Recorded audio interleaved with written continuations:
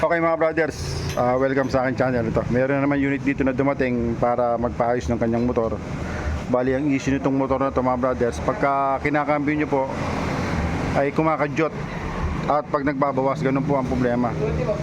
At may dragging mga brothers. Bali, ang gagawin natin dito, babaklasin natin itong clutch housing. Ito po naman ay mga basic lang mga brothers, kasi karamihan sa mga Honda Wave 110, ganun po ang nangyayari dito, Wave 100. Pagka ang issue ay pag kinambyo nyo po, medyo kumakadyot at nagbabawas ng kumakadyot at nagdadragging, ang nagiging cause ng problema niya yung kanyang clutch bell dito. Marami natin ginawang ganito mga brothers, pero ito gagawa natin sa may clean video. Bali, ito yung may-ari mga brothers. Okay, step by step natin.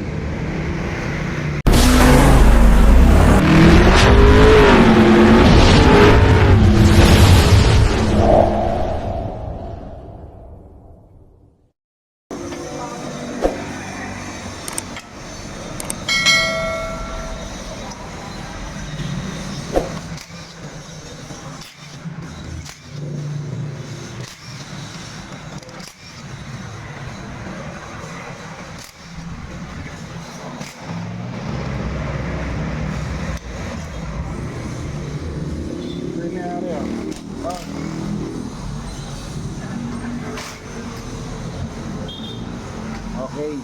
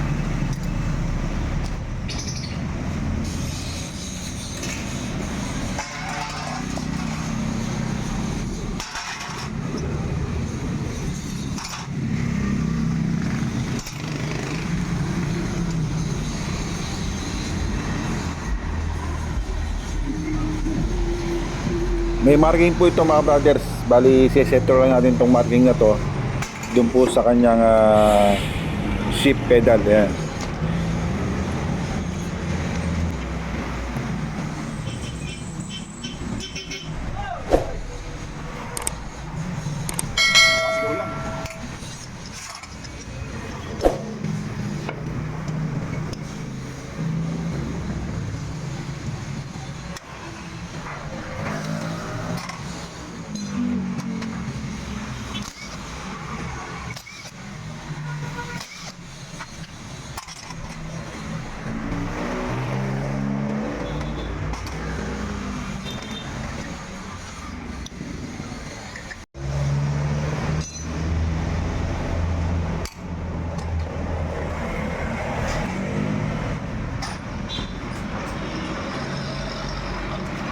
Ito po mga brothers, ito po yung kanyang oil filter. Dahil ito nakasalpak dito. Pagpasok po ng langis dito, hindi naman po didiretso yan dahil ito sarado to. Sarado. Ngayon lalabas po rito. Ayan. Tapos iikot dito, yung dumi didikit dito. Okay.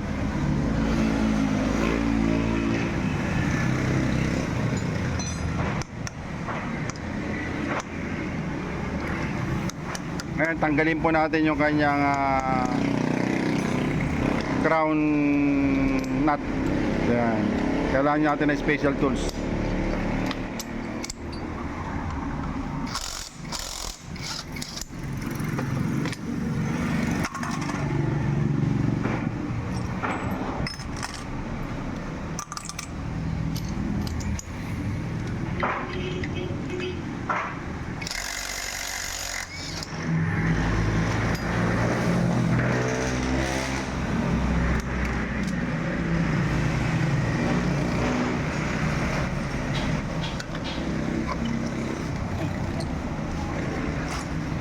mga brothers, ganito po yung style niyan. Pagpasok ng langis dito, lalabas po rito. Ngayon papasok ulit dyan para pumasok doon. Okay? Hindi po siya diretsong ganun papasok ang langis. Hindi o. Nakaano po yan, nakaharang po yan. Hanggang dito lang yan. Kasi lalabas dito, ikot ngayon yung clutch para po masala yung dumi. Tapos babalik ulit yung langis papasok sa loob. Okay? Ngayon dito naman po tayo sa talagang problema ng motor na to. Kasi ang problema talaga ng motor na to, yung kanyang clutch. Kaya nagdadragging siya. Pagka kinakambyo, nagbabawas o nagpapasok ng kambyo, hirap. Ito po problema. Yan o. Ito lang, pero together.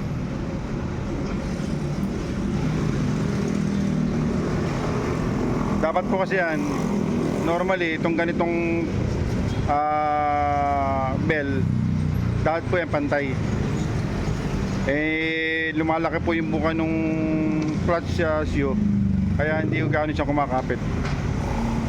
Hindi nagkakaroon ng pre-play. Dapat po kasi pag bumuka yun, magkakaroon ng pre-play to para yung clutch makapasok po yung cambio ng maayos. Kaya hirap sa pagpasok ng cambio, ano, tsaka pagbabawas, ano. Ayan yung ating subscriber.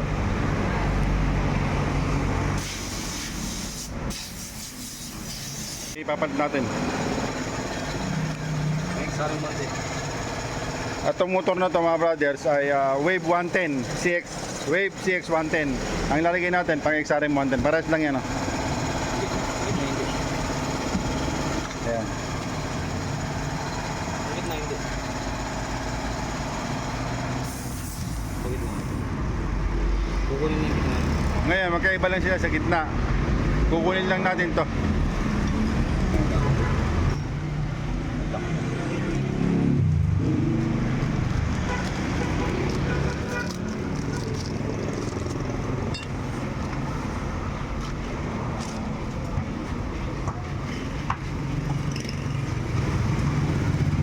Ililipat po natin ito mga brothers dito sa loob.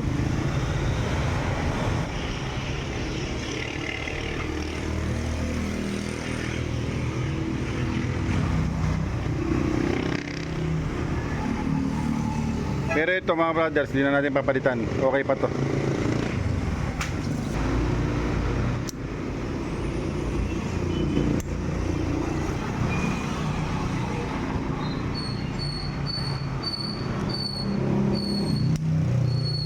Yeah.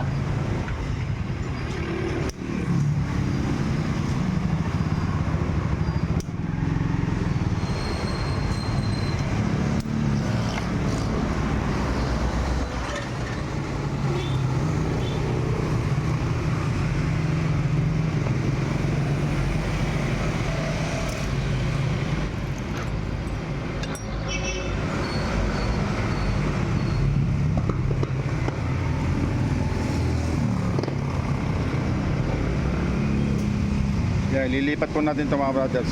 Yung gitna niya dito.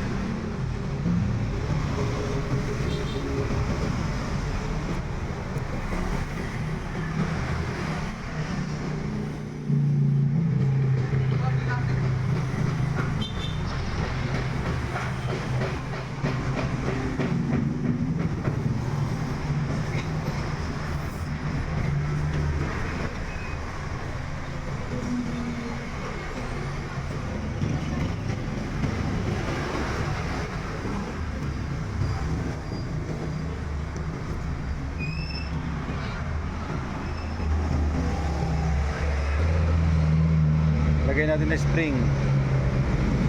Unatin nyo po yan mga brothers pagka babalik nyo, ano.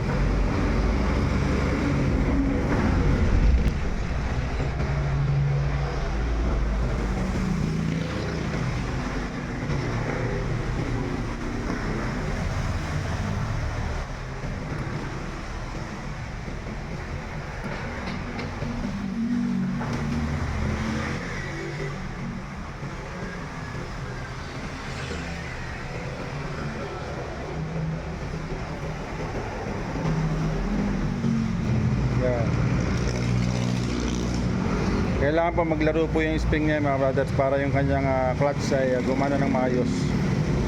One way clutch po ang tawag dyan mga brothers. Isang direction lang ang pag-ikot niya.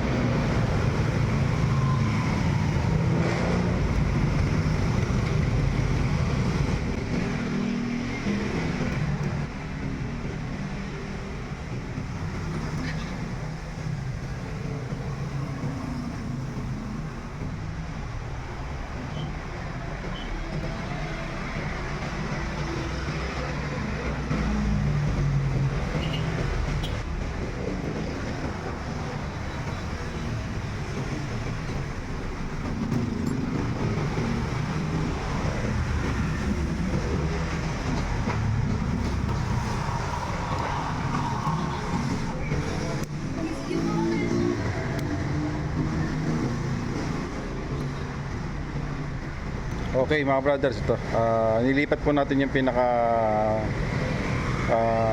yung kanyang pinaka bendex dito po sa one way clutch na ito mga brothers. Ito po yung dati niya na nagkokos ng dragging. Bali nilipat lang po natin yung pinaka niya mga brothers, yung kanyang bendex sa gitna. Okay, salpak na natin mga brothers. Ito.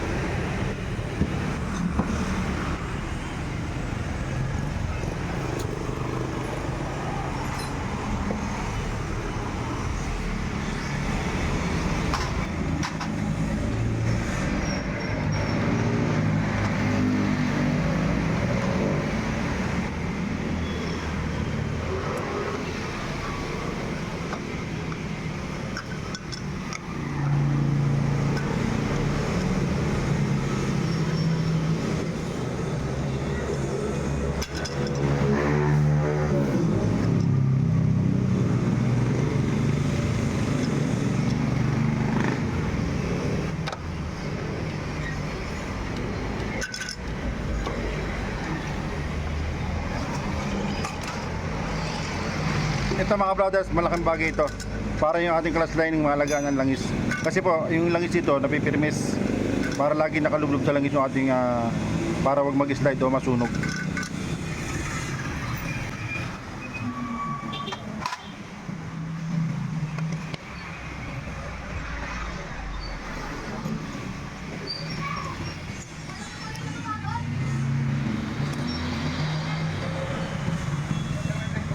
Meron po.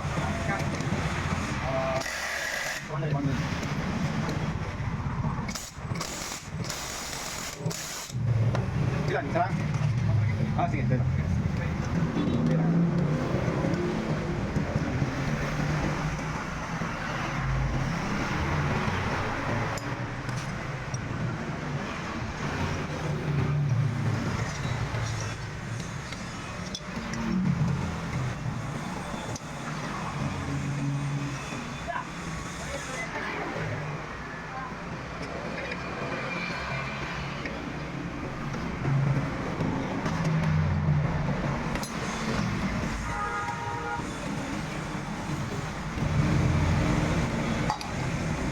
Ito po mga brothers, iba po ito sa ibang motor na diretso yung kanyang butas papuntang connecting rod. Ito stop lang gan dito. Tapos papasok ang langis dito. Gaya na pinaliwanag ko po kanina mga brothers. Hindi sa diretsong butas papuntang connecting rod.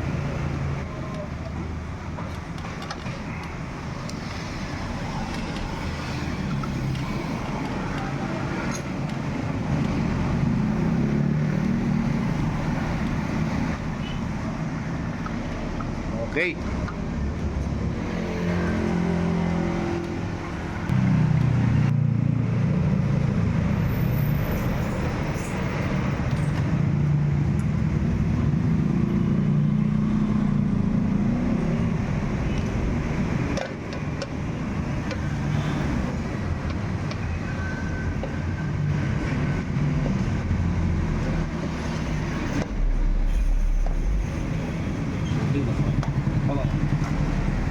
Okay. Okay mga brothers, ito nakadali na natin.